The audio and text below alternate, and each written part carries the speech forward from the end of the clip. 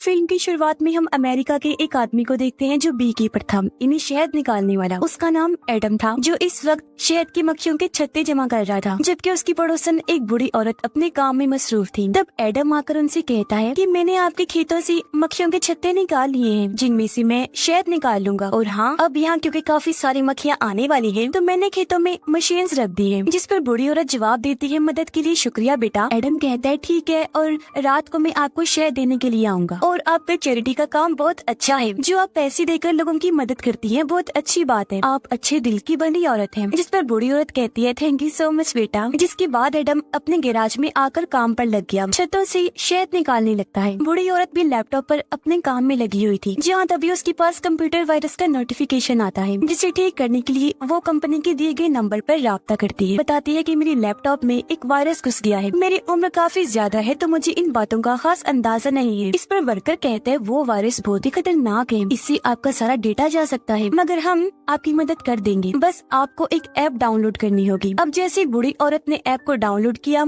Worker उसके पूरे system को अपने कंट्रोल में कर लेता है। अब वो और बाकी वर्कर्स देखते हैं कि बूढ़ी औरत के अकाउंट में 20 लाख डॉलर्स हैं। तो अब वर्कर बूढ़ी औरत के अकाउंट में 50,000 डॉलर्स भेजता है। फिर उसे कहने लगा मैडम, वो गलती से हमारे पैसे आपके अकाउंट में आ गए हैं, प्लीज वो वापस कर दी, क्योंकि हमें उनकी बहुत जरूरत है। बूढ़ी औरत ने देखा तो सच में 50,000 डॉलर्स आए हुए थे। और अब जैसे पैसे वापस सेंड करने के लिए उसने पासवर्ड डाला, अचानक उस ऐप की वजह से उसका पूरा सिस्टम हैक हो जाता है। उसका लैपटॉप भी पूरी तरह से बंद हो जाता है, जबकि उधर वर्कर और उसकी बाकी टीम खुशियां मनाने लगती है, क्योंकि उन्होंने बूढ़ी औरत के 20 लाख डॉलर्स चुरा लिए थे। बूढ़ी औरत का लैपटॉप जब ऑन हुआ तो वो ये देखकर काफी दुखी हो गई कि मेरे साथ स्कैम फ्रॉड हुआ है और अकाउंट से सारे पैसे गायब हो गए हैं। तभी उसके फोन पर भी बैंक से मैसेज आता है कि आपके अकाउंट के साथ फ्रॉड हो चुका है। अब रात को एडम बूढ़ी औरत के घर आया उसे शहद देने के लिए। उसे कुछ गड़बड़ लगी, इसीलिए वो आगे बढ़ा, जहाँ उसे बूढ़ी औरत की बेटी एमा पकड़ लेती है, जो एक पुलिस ऑफिसर थी। और अब तभी इन दोनों को पता चलता है कि बूढ़ी औरत की मौत हो गई है, जिससे एमा बहुत ज्यादा दुखी हो जाती है। पर उसे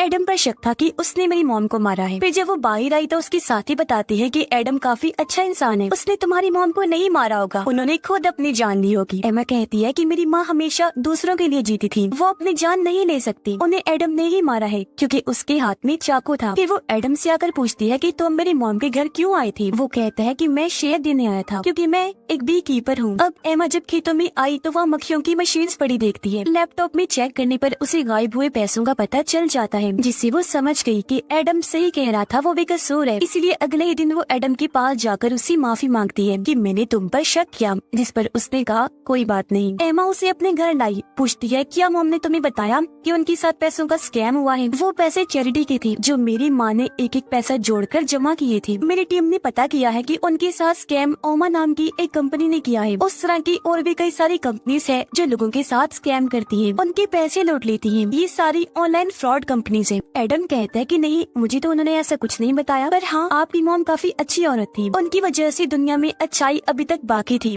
वो फिर एक खुफिया सर्विस में कॉल करके बूढ़ी औरत के साथ हुए स्कैम के बारे में सब कुछ बताकर उस कंपनी के बारे में पता करवाने की कोशिश करता है। तब सर्विस ऑफिसर्स उस कंपनी ओमा का एड्रेस उसे दे देती है। इसलिए अगले दिन एडम कंपनी के बिल्डिंग में पहुंचा। गार्ड्स उसे रोक लेती है, अंदर जाने नहीं देते, पर वो दोनों को मारकर ऊपर उस जगह पर आ जाता है जहाँ पूरी टीम बैठी हुई थी और अभी भी वो लोगों के साथ स्कैम कर रही थी। एडम वहाँ पेट्रोल रख के सबको कहता है कि मेरी बात सुनो, पर कोई भी उसकी तरफ तवज्जो नहीं देता, जिस पर वो एक आदमी को पकड़कर उसे खूब मारता है और सबको कहने लगा कहो कि आइंदा की बात तुम लोग इस जगह पर कभी नहीं आओगे, ना ही लोगों के साथ स्कैम करोगे। सारे लोग क्योंकि काफी डरे हुए थे तो यही कहने लगते हैं। तभी एडम हर जगह पेट्रोल छिड़कने लगता है और अब तभी यहाँ वो वर्कर जिसने बूढ़ी औरत को कॉल की थी वो गुंडों को लेकर आ जाता है। तब एडम बिना सोचे उन्हें मारने लगता है। फिर वो हर जगह बॉम्ब लगाकर उस वर्कर को कहता है कि शर्म करो, तुम मासूम लोगों के साथ स्कैम करते हो। पर आज की बात यहाँ ऐसा कुछ नहीं होगा, जो कहकर वो यहाँ से चला गया, जिसके बाद वर्कर भी निकल जाता है। उनके जाते ही बिल्डिंग्स में लगाए गए सारे बॉम्ब्स फटने लगे, धमाकों से पूरी बिल्डिंग उड़ जाती है, यानी ये कंपनी तबाह हो गई थी। अब वर्कर इस सब के बारे में अपने हेड मैट को बताता है, जो इस कंपनी का एजेंट था। ये सारी बात सुनकर मैट कहता है, आखिर कैसे उसने हमारी पूरी बिल्डिंग को धमाकों में उड़ा दिया, क्यों किया उसने ऐसा? तब वर्कर बताता है कि वो आदमी बहुत ही खतरनाक था, मुझे लगता है हमने उसके साथ स्कैम किया, जिसका बदला लेने के लिए ही वो आया होगा। मैट कहता है, मगर स्कैम तो हम सिर्फ बुरे लोगों के साथ ही करते हैं, वो तो जवान था। फिर ये बताओ, वो अकेला था जबकि हमारी इतनी बड़ी टीम थी, उन सबका क्या हुआ? तो वर्कर कहता है कि उसने सबको मार दिया, धमाके में उड़ा दिया। अब मैट ये सारी बात जाकर अपने गार्ड्स के हेड को बताता है, जो काफी बहादुर इंसान था। मैट कहता है, मुझे कुछ गुंडे चाहिए, जिस पर उसने कहा ठीक है मिल जाएंगे। जिसके बाद मैट उस वर्कर को कॉल करके कहता है कि उस आदमी को ढूंढो, मैं अपने गुंडे भिजवा रहा हूँ। वर्कर को पता चल गया था कि स्कैम की वजह से एडम ने हमारे साथ ऐसा किया, इसीलिए वो बूढ़ी औरत के घर आया, जहाँ वो एडम को भी खेतों में काम करता हुआ देख लेते हैं। पहले वो मक्खियों वाली मशीन पर शूट करके उन्हें तबाह करते हैं, फिर एडम की फैक्ट्री में घुस जाते हैं। ये जैसे आगे बढ़े, यहाँ एडम आकर इन सब पर हमला कर देता है, एक एक को पकड़ के बुरी तरह मारने लगता है। ये देखकर वो वर्कर काफी डर गया, पर एडम उसे पकड़ के उसकी उंगलियां काट देता है। कुछ देर के बाद यहाँ एमा अपनी टीम के साथ आई, देखती है कि एडम की पूरी फैक्ट्री भी धमाके में तबाह हो गई है, जबकि एडम वर्कर को अपने साथ लेकर निकल गया था। एडम वर्कर को गाड़ी में बिठाकर एक पुल पर लेकर आया, जहाँ वो अपने हेड मैट को कॉल करता है, जो उनके साथ हुआ उस बारे में सब कुछ बता देता है। एडम अब वर्कर को रस्सी के जरिए गाड़ी से बांधता है, जो करने की बात वो उसे गाड़ी समेत समंदर में फेंक देता है। और अब एडम खुद ही मैट से बात करने लगा,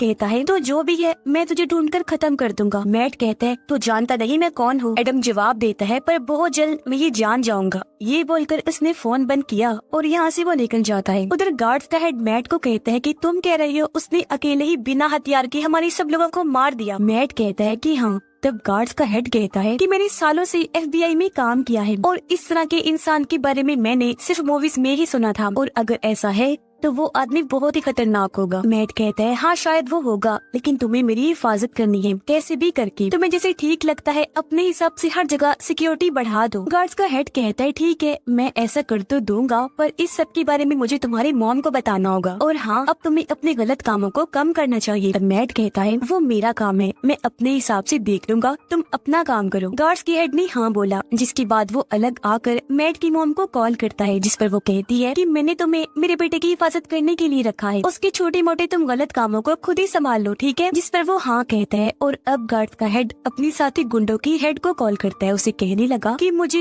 एक आदमी को मरवाना है, जिसके लिए तुम हमारे सबसे बेहतरीन शिकारी या फिर किलर को भेज दो। उधर एमा को वर्कर की लाश गाड़ी समेत समंदर में मिल जाती है। उसने देखा कि वर्कर की उंगलियां भी काट दी गई हैं। एडम को मारने का काम एक काफी बेहतरीन किलर को दिया जाता है। एडम जब गाड़ी में पेट्रोल भर रहा था तो वही किलर गाड़ी में बैठकर आई, पीछे से अपनी गाड़ी एडम की गाड़ी में दे मारती है। ऐसा करने के बाद वो गोलियां चलाती है, लेकिन एडम गायब हो गया था। वो किलर अपनी गाड़ी से मशीन गन निकाल कर चारों तरफ गोलियां चलाने लगती है। तभी एडम बाहर आकर शहद के डब्बे से उसे खूब पीटता है, जिससे उसका खून निकलने लगा। अब क्योंकि पूरे जिस्म पर शहद गिर गया था तो एडम उसे आग लगा देता है और वो पूरी जलकर मारी जाती है। तब वो उसकी भी उंगलियां काट लेता है और यहाँ से निकल जाता है। अब वो पिछली दो की तरह पेट्रोल पंप को भी आग लगाकर तबाह कर देता है। कुछ देर के बाद गुंडों की हेड इस बारे में गार्ड्स की हेड को खबर करती है, बताने लगी कि उसने हमारी सबसे बेहतरीन किलर को मार दिया है। ये सुनकर गार्ड्स का हेड हैरान होते हुए कहते हैं कि ये क्या कह रही हो, आखिर ऐसा कैसे हो सकता है? तो वो कहती है कि मुझे नहीं पता और अब तुम खुद ही उसे निपटो। इस बारे में गार्ड्स का हेड मैट को बताता है। तब उसने जवाब दिया कि ये भला तुमसे कैसे नहीं हो पा रहा। गार्ड्स का हेड कहता है अच्छा तुम फिक्र ना करो, मैं ये सब संभाल लूंगा। उधर एम्मा पेट्रोल पंप पर भी अपने साथी के साथ छानबीन करने के लिए आती है, जहाँ सब कुछ तबाह बर्बाद हो गया था। एम्मा अपने साथी को कहती है कि मशीन गन लेकर कोई ऐसे ही नहीं घूम सकता, इसके पीछे जरूर कोई बड़ा हाथ मौजूद है, तो हमें इस बारे में अपने सीनियर से बात करनी होगी।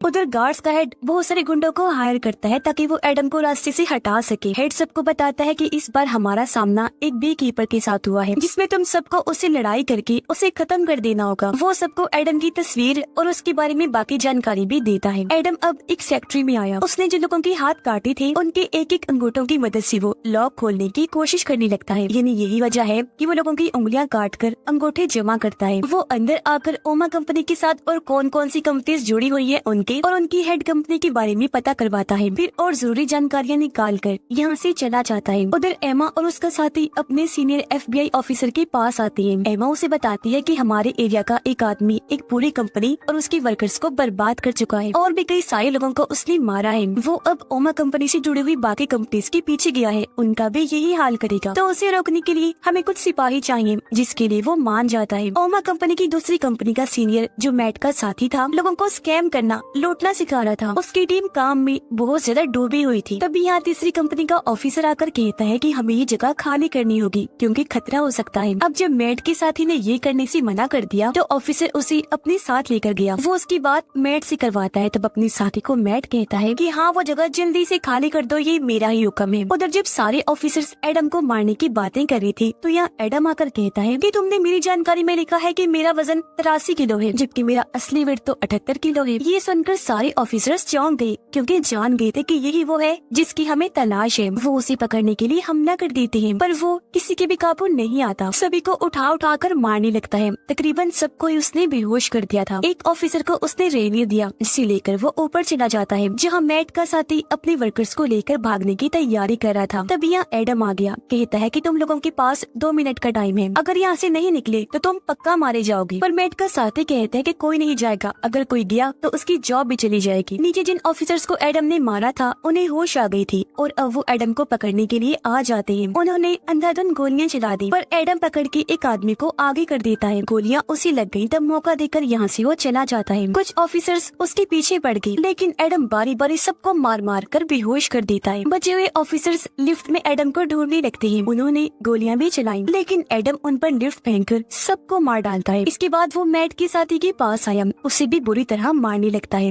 कहता है कि तुमने बहुत सारे पैसे बना लिए हैं, बताओ कि तुम लोग किसके लिए काम करते हो। पर वो कुछ नहीं बताता। एडम उसे काफी मारता है, फिर उसे बुरी औरत की तस्वीर दिखाकर कहता है कि तुमने इस भली औरत के साथ भी स्कैम किया, जिसने अपनी जान ले ली, और अब अगर तुमने ना बताया कि तुम किसके लिए काम करते हो तो तुम सबसे पहले मारे जाओगे। तो वो कहता है कि मैं तुम्हें उसकी तस्वीर दिखा सकता हूँ। जो कहकर वो एडम को कंप्यूटर में मैट की तस्वीर दिखा देता है और बताता है कि वो बहुत ही खतरनाक है। तब एडम कहता है कि अक्सर शहद निकालने के लिए हमारा सामना मक्खियों की रानी से भी हो जाता है, हालांकि वो भी बहुत खतरनाक होती है, लेकिन मैं उसे भी नहीं छोड़ता। इतनी ही देर में यहाँ एमा और उसका साथी आ जाता है, जिन्हें देखकर एडम साइड में जाकर छुप जाता है। वो एमा के सामने आए बगैर बताता है कि यही तुम्हारी मॉम की मौत के जिम्मेदार है। जो कहकर वो यहाँ से भागने लगा, जिसे एमा का साथी ऑफिसर पकड़ लेता है। अब एडम ने भी उसे पकड़ लिया, लेकिन वो बिना मारे वहाँ से भाग जाता है। और अब कुछ देर के बाद एमा और उसका साथी इस पूरी जगह की छानबीन करने लगते हैं। दूसरी तरफ मैट और गार्ड्स का हेड एक पार्टी में थे, जहाँ गार्ड्स के हेड के पास कॉल आई। तब कॉल बंद करने के बाद वो मैट को लेकर बाहर आया।